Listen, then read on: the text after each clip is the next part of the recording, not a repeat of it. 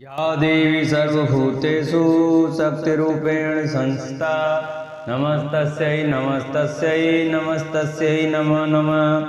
श्वेते वृषे समारूढ़ा श्वेतांबरधरा शुचे महागौरी शुभम ददान महादेव प्रमोदया।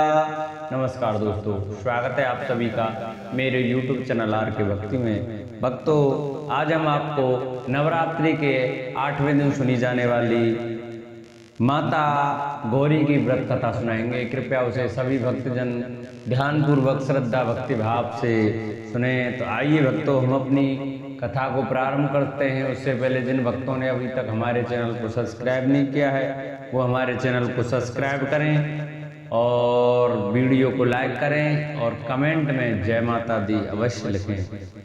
नवरात्रि की अष्टमी तिथि पर माँ महागौरी की पूजा की जाती है। माँ महागौरी माँ दुर्गा का 8वां स्वरूप है।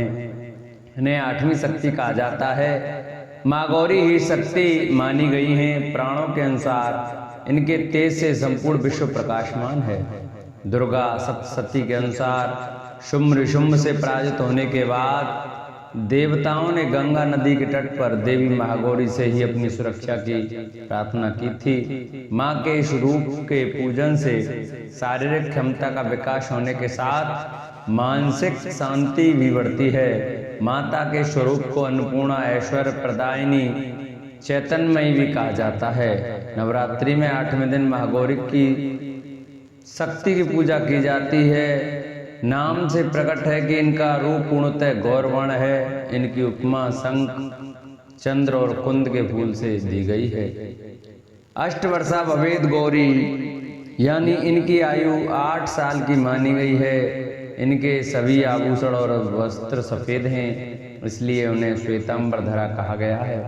4 भुजाएं हैं और वाहन वृषभ है, इसलिए वृषारूढ़ा भी कहा गया है। इनके ऊपर वाला दाहिना हाथ अभय मुद्रा है तथा नीचे वाला हाथ त्रिशूल धारण किया हुआ है। ऊपर वाले बाएं हाथ में डमरू धारण कर रखा है और नीचे वाले हाथ में वर मुद्रा है। इनकी पूरी मुद्रा बहुत शांत है।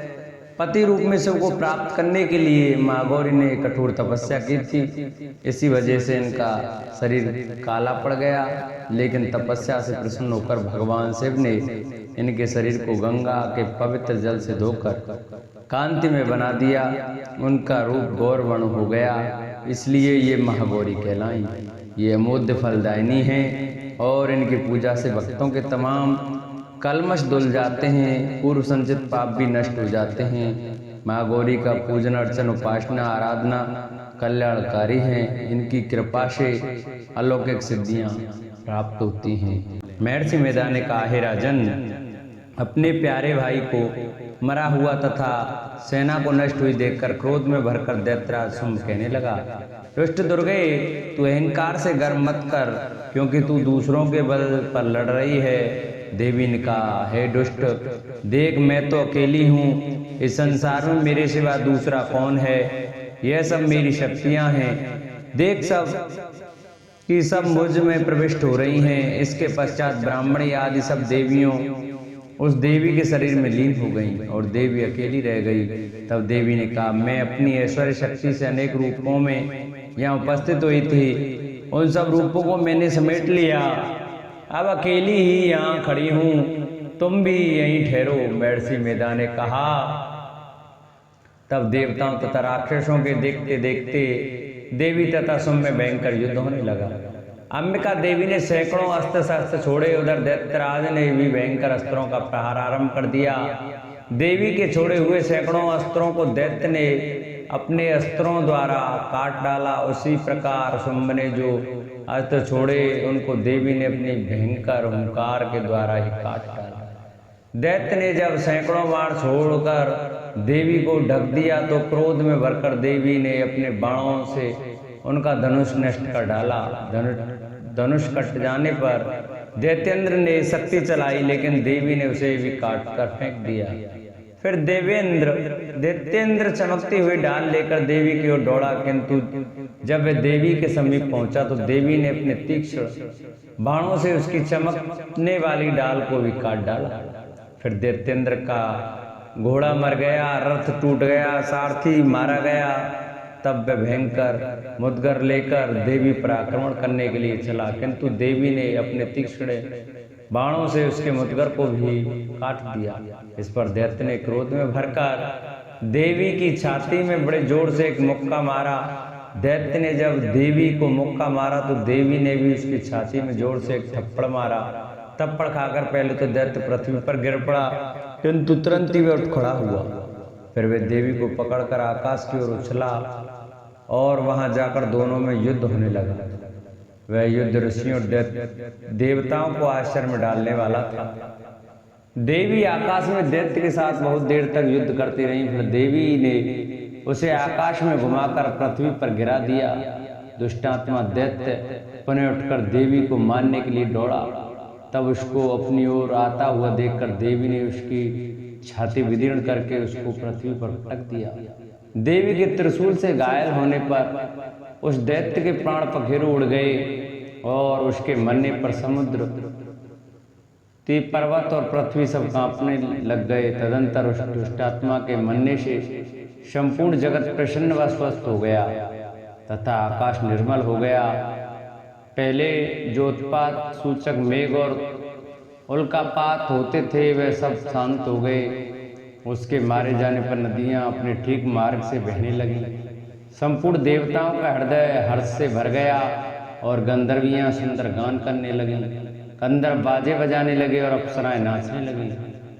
पवित्र वायु बहने लगी। सूर्य की कांति स्वच्छ हो गई। यज्ञशालाओं की बुझी हुई अग्नि अपने आप प्रज्वलित हो उठी तथा चारों दिशाओं में शांति फैल गई। बोलो सच्चे दरबार की जय। जिन भक्तों को हमारी ये वीडियो अच्छी लगी हो, हमारी कथा अच्छी लगी हो, वो हमारी कथा को ज़्यादा से ज़्यादा शेयर करें। जिन्होंने अभी तक हमारे चैनल को सब्सक्राइब नहीं किया है वो हमारे चैनल को सब्सक्राइब करें, वीडियो को लाइक करें और कमेंट में जय माता दी अवश्य लिखें। बोलो सच्चे दरबार की जय।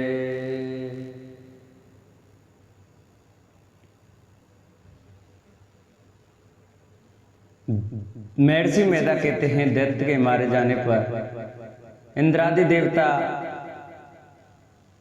अग्नि को आगे करके कात्यायनी देवी की स्तुति करने लगे। उस समय अभिष्ट की प्राप्ति के कारण उनके मुख खिले हुए थे।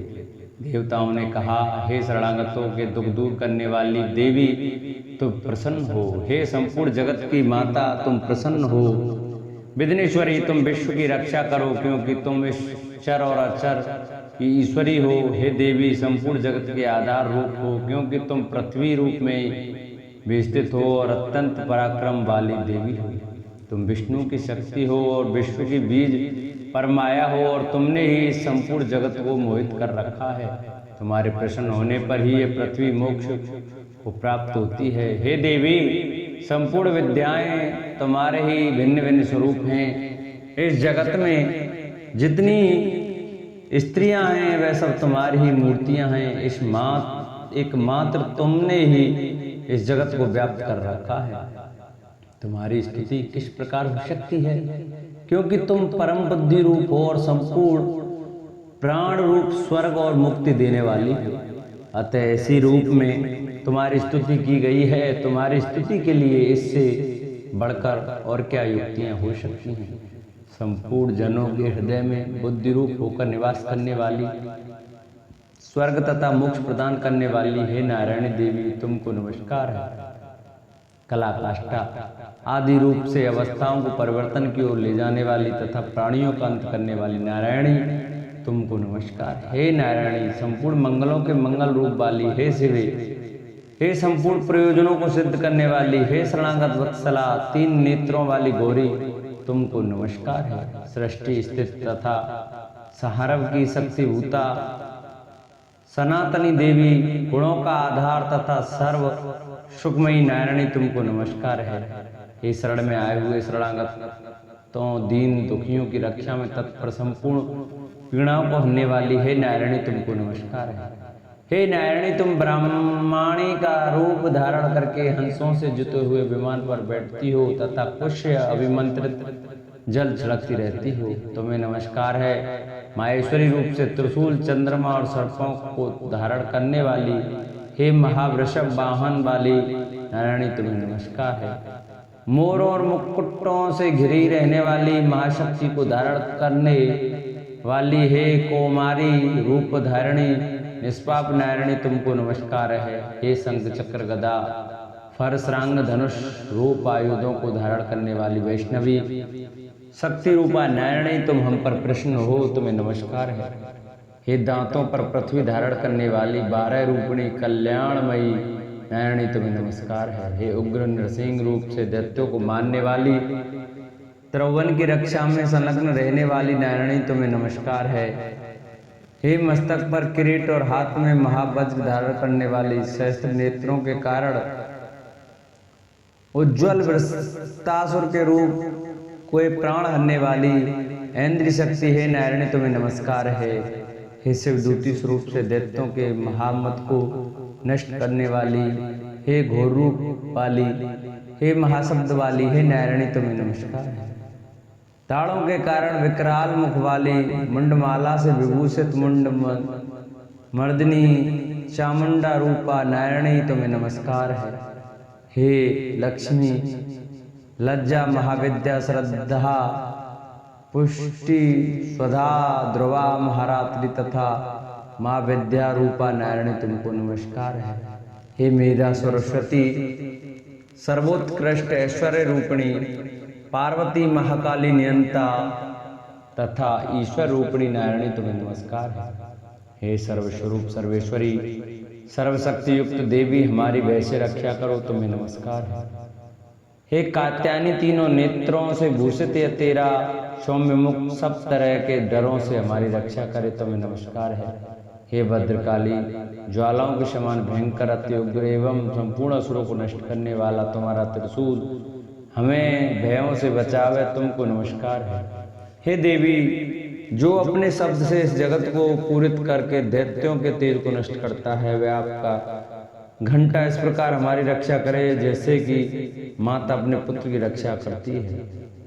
हे चंड के असुरों के रक्त और चर्बी से चर्चित जो आपकी तलवार है, वह हमारा मंगल करे, हम तुमको नमस्कार करते हैं।